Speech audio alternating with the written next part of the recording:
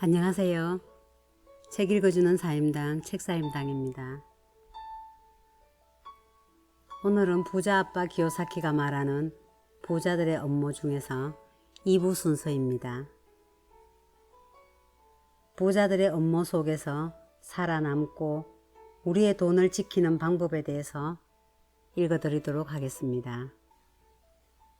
보이지 않는 세상이 다가온다. 벅민스터 풀러 박사는 변화가 눈에 보이지 않을수록 변화의 속도는 빨라진다고 말했다. 예컨대 지난 한 세기 동안 비행 기술이 놀라울 속도로 발전한 것을 떠올려보라. 1903년 라이트 형제가 처음으로 지속적인 비행에 성공했다. 1969년 우리는 인간을 달에 보냈다. 지금은 1시간에 27,868km를 이동하는 스페이스 셔틀이 날아다닌다. 화성여행도 머지않아 가능할 것이라고 한다. 이처럼 기술의 발전은 걷잡을 수 없을 정도로 가속도가 붙는다. 그리고 그 기술이 사업에 미치는 영향 또한 따라잡기 힘들 만큼 엄청난 속도로 변하고 있다. 1980년대 초 풀러 박사는 한 강연에서 1980년대가 끝나기 전에 엄청난 기술이 폭발적으로 탄생할 것이라고 예언했다. 기술의 발전 속도를 추적하면 미래를 충분히 예측할 수 있다고 그는 말했다. 아직도 뇌리에 남아있는 말이 있다. 보이지 않는 세상이 온다는 것이다. 우리는 보이지 않는 세상으로 들어가고 있습니다. 땅에 누워서 구름을 바라볼 때는 구름의 움직임이 보이지 않지만 잠시 눈을 감았다가 눈을 떠보면 그 변화를 알 수 있습니다. 풀러 박사의 메시지는 기술 발전으로 인해 수백만 명이 자리를 잃게 될 것이란 의미였다. 시야 밖에서 작동하는 새로운 기술에 의해 영문도 모른 채 일자리에서 쫓겨나는 것이다. 그는 이렇게 말했다. 우리는 달려오는 자동차를 볼 수 있습니다. 변화하는 것을 볼 수 있습니다. 자동차가 자신을 향해 달려오면 당연히 길에서 비켜설 것입니다. 하지만 자동차가 자신을 향해 정면으로 달려온다 해도 그것을 보지 못하면 피할 수 없습니다. 자동차가 달려오는 것을 볼 수 있을 때 우리는 삶의 행로를 바꾸고 스스로 변화할 수 있다. 하지만 미래의 발명은 보이지 않는다. 그래서 사람들은 자기 앞에 무엇이 달려오는지 보지 못한다.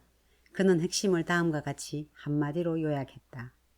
수많은 사람들이 자신의 눈에는 보이지 않는 것에 치여 쓰러져 나갈 것입니다. 오늘날 사람들은 눈에 보이지 않고 이해할 수 없는 기술적 혁신에 이리저리 치이며 시대에 점점 뒤떨어지고 있다. 수백만 명의 의지에 먹고 살았던 기술은 더 이상 필요 없게 될 것이고 따라서 더 많은 이들이 실직 상태에 놓일 것이다. 시대에 뒤처진 패배자가 되고 말 것이다. 1970년대 처음 사업을 시작할 때 나는 순식간에 항공사 마일리지를 수백만 마일이나 쌓았다. 지금은 사무실에 앉아 인터넷을 이용하여 전 세계의 더 많은 사람들을 더 짧은 시간에 더 적은 에너지를 들여 만날 수 있고 따라서 더 많은 사업을 할 수 있다. 물론 돈도 훨씬 적게 들어간다. 내가 돈을 더 만들어내는 동안 항공사들은 경영난에 허덕인다. 나처럼 사업하는 사람들이 비행기를 타지 않고도 더 빠르게, 더 싸게 전 세계 사람들과 사업적 거래를 할 수 있기 때문이다. 모든 변화는 가속이 붙고 거기에 또다시 가속이 붙는다. 그러한 변화의 앞머리에 머물기 위해 나는 사업가가 되기로 결심한 것이다. 나는 절대 시대에 뒤처지고 싶은 생각이 없다. 경제가 되살아나기만을 가만히 앉아서 기다리지 않는다. 초고속으로 달리는 경제의 맨 앞에 서기 위해 열심히 일을 할 뿐이다. 오늘날 금융위기의 씨앗은 1903년 부자들이 미국 교육 제도를 납치하면서 이미 뿌려졌다. 지금도 학교는 학생들에게 적절한 금융교육을 제공하지 않는다. 미국의 노예 제도가 존재하던 시절 노예들에게 교육을 하는 것은 금지되어 있었다. 노예에게 글을 가르치는 것을 법으로 금지한 주도 있었다. 교육받은 노예들은 위험하기 때문이다. 오늘날 아이들에게 금융교육을 하지 않는 것은 부자들의 노예로 만들기 위해서이다. 바로 임금노예를 키우는 것이다. 학교를 떠나는 순간 아이들은 대부분 직장을 찾고 돈을 아껴서 집을 사고 뮤추얼 펀드에 골고루 분산하여 장기 투자를 한다. 일자리를 잃은 수백만 명의 사람들은 지금은 무엇을 하고 있을까? 아마도 학교로 돌아가서 다시 교육을 받고 새로운 일자리를 찾고 돈을 모아서 모기지 대출을 갚고 은퇴 후 쓸 돈을 마련하기 위해 뮤추얼 펀드에 투자할 것이다. 자신의 아이들에게도 그렇게 가르칠 것이다. 1904년 이반 파블로프는 개의 소화기 계통에 대한 연구로 노벨 생리의학상을 받았다. 오늘날 파브로프의 개라는 말은 조건 반사를 의미하는 대명사가 되었다. 더 많은 보수를 받는 직업을 갖기 위해 학교로 되돌아가고 집을 사기 위해 돈을 저축하고 주식과 뮤추얼 펀드에 골고루 투자하는 것은 일종의 조건 반사이다. 왜 그렇게 해야 하는지도 모르면서 단지 그렇게 하라고 배웠기 때문에 그러는 것이다. 미래는 완전히 달라질 것이다. 1990년 이후 태어난 아이들이 바로 그러한 미래를 바꿀 새로운 세대이다. 이들은 어릴 적부터 인터넷을 통해 세상을 배웠다. 1990년 이전에 태어난 사람들과는 전혀 다르다. 그들은 다른 세상에서 태어났고 따라서 다른 미래를 만들어 갈 것이다. 미래는 어떤 모습일까? 나도 정확하게는 알 수 없다. 그들이 보는 미래는 내가 보는 미래와 다르다는 것만 알 뿐이다. 내가 확실히 아는 것은 부자와 가난한 사람의 격차는 계속 벌어질 것이라는 사실이다. 기업이 빛의 속도로 세계 어느 곳과도 아이디어를 교환할 수 있고 누구나 저임금 국가에서 물건을 싼 값에 만들어낼 수 있는 세상에서 평생 고소득을 보장하는 직업을 꿈꾸는 것은 어리석기 그지없는 짓이다. 똑같은 일을 낮은 비용으로 할 수 있는 곳을 찾아 일자리는 계속 빠져나간다. 싼 값에 PDA와 컴퓨터로 무장한 젊은 기업가들이 세상을 바꾼다. 현실에 만족하며 호화롭게 살아가는 부자들의 세상을 배고픈 젊은 기업가들이 나와 어지럽히는 모습을 보게 될 것이다. 새로운 기업가들 중 몇몇은 판자촌에서도 나올 것이다. 산업화 시대의 부자 나라들은 석유, 금속, 통나무, 식량과 같은 물질적인 천년 자원을 통제함으로써 부를 누렸다. 정보화 시대가 진행되면서 부자 나라와 강대국들은 더 이상 그러한 힘을 발휘하지 못할 것이다.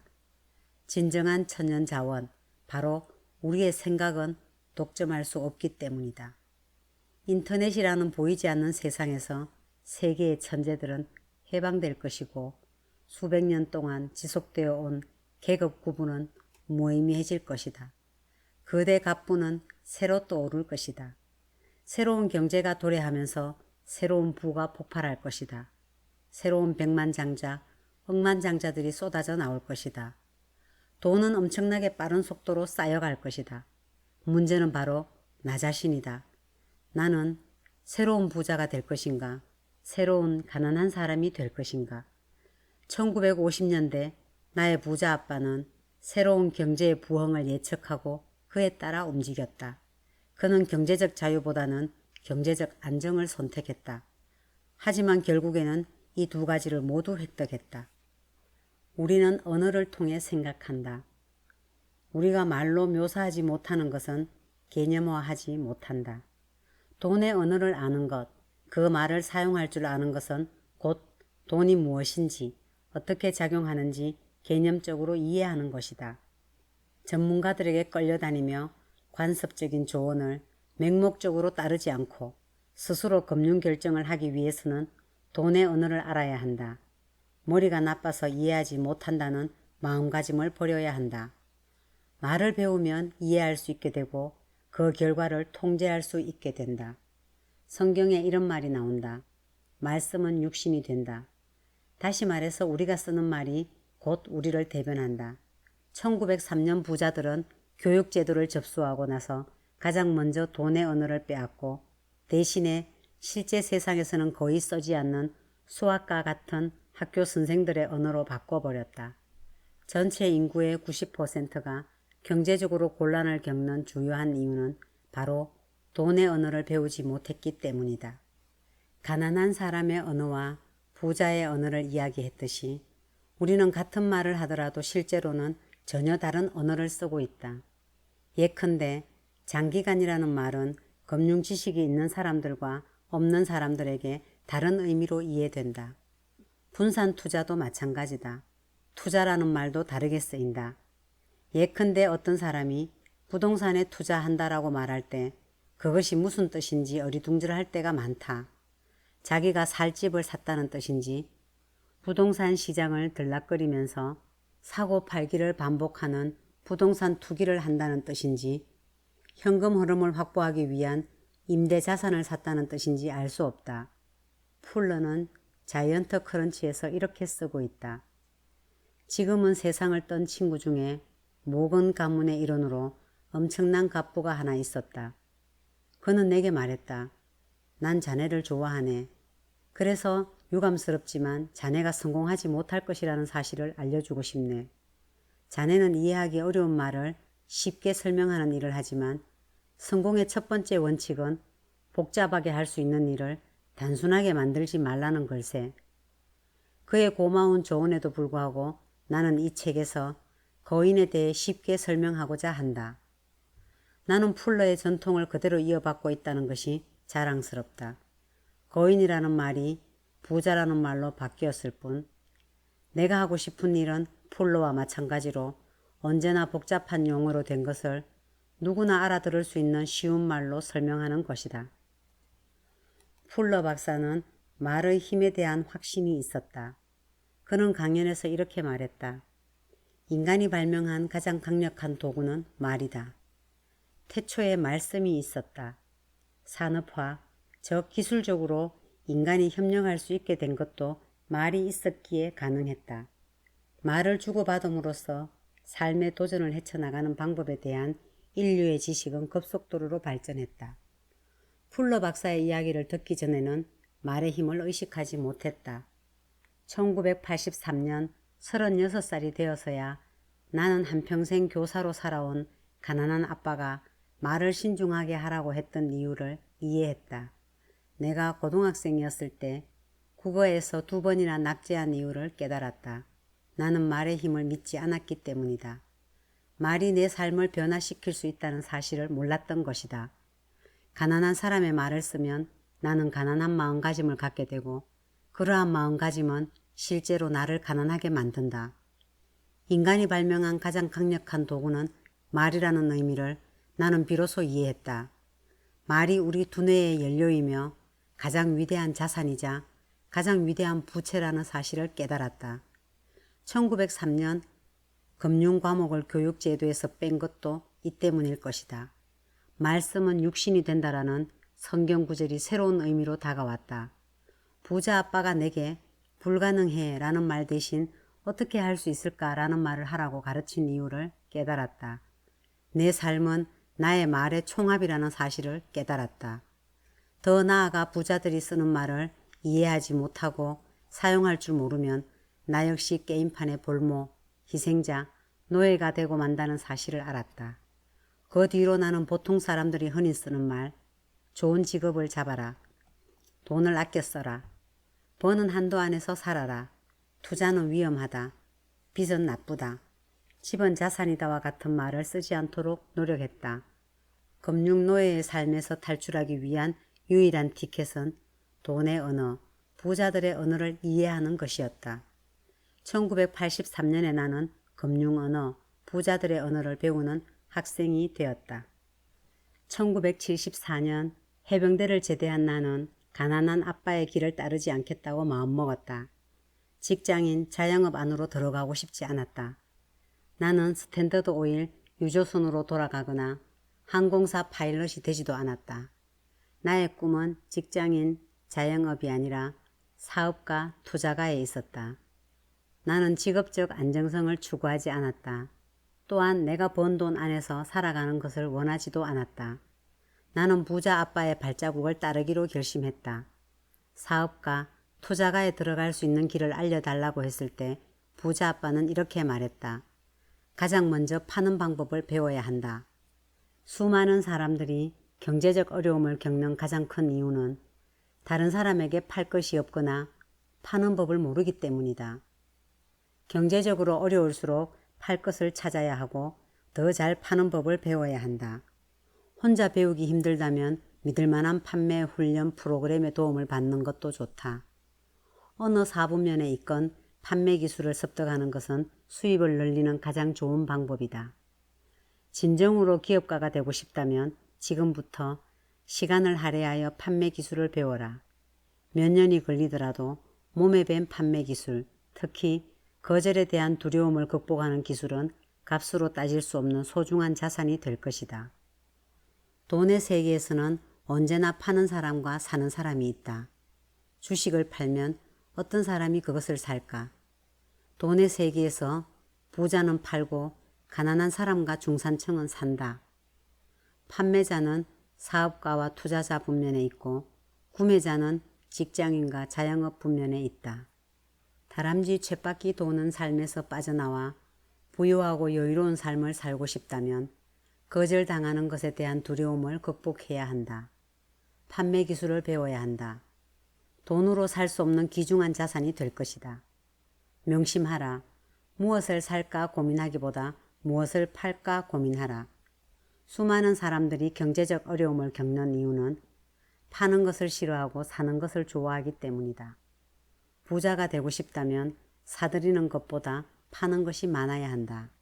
버는 한도 안에서 살라는 뜻이 아니다. 버는 한도 안에서 살궁리를 하지 말고 더 많은 돈을 벌 수 있는 방법을 모색해라. 수입을 늘리고 꿈을 향해 전진하라. 사는 것보다 파는 것이 많다면 버는 한도 안에서 살 필요가 없다. 직업 안정성에 목매달 필요도 다람쥐 쳇바퀴 도는 삶을 살 필요도 없다. 우리는 끊임없이 경제적으로 세뇌를 당해왔다. 우리 주변에서 매일같이 현금 강탈이 일어나는데도 아무것도 보지 못하는 것은 말을 통해 우리의 잠재력을 스스로 무시당하도록 경제적으로 프로그래밍 되어 있기 때문이다. 우리는 아무 생각 없이 절대 자신은 부자가 될 수 없다고 주문을 외우고 있다. 말은 우리를 부자로 만들어주기도 하고 가난하게 만들기도 한다. 어떤 말을 쓰느냐에 따라 우리의 운명이 바뀌는 것이다. 학교는 우리에게 사사분면에 직장인과 자영업에 들어가 평생 가난한 삶을 살라고 등을 떠미는 역할을 할 뿐이다. 우리가 자라면서 학교나 가정에서 들어왔던 경제적인 지혜들은 사실 우리의 잠재성을 훔쳐가고 온순한 사람으로 길들이기 위한 것이었다. 사업가와 투자가들에게 힘겹게 번 돈을 알아서 갖다 바치게 하려는 음모인 것이다. 금융교육을 받지 못한 사람들이 평생 직장인과 자영업에 남게 된다. 우리 지도자들은 직장인과 자영업에서 사업가와 투자가로 옮겨가기 위한 길을 찾아보라고 격려하지도 않는다. 그들은 더 많은 돈을 벌려고 욕심내지 말고 버는 한도 안에서 먹고 살라고 말한다. 하지만 버는 한도 내에서 먹고 살라는 말은 우리 영혼을 죽이는 것이다. 직장인과 자영업에 속한 사람들의 돈은 세금, 빚, 인플레이션, 퇴직연금을 통해 계속 빠져나가고 있다. 우리의 부를 빼내가는 거짓 조언들이 우리 잠재성을 어떻게 박탈하는가 우리는 배워왔다. 학교에서 금융교육을 빼버림으로써 부자들의 업무는 성공을 했다. 일상적으로 현금 강탈이 벌어지는 현상을 다들 자연스럽게 받아들이게 된 것이다. 자신의 삶을 바꾸고 싶다면 말부터 바꿔라. 부자들이 쓰는 말을 써라. 금융교육은 부당한 혜택을 가져다 줄 것이다. 지식이 새로운 돈이다. 이것이 내가 말하고자 하는 진실이다. 금융 IQ를 높이는 것, 그리고 말이 태도를 만들고 태도가 현실을 만든다는 기요사키는 거침없이 질주하는 돈의 흐름을 통제하고 제어하는 절묘한 방법을 이 책 한 권 속에 모두 담아냈습니다. 출판된 지 10년이 넘었지만 꼭 읽기를 추천드립니다. 이상으로 로버트 기요사키의 부자들의 업무였습니다. 감사합니다.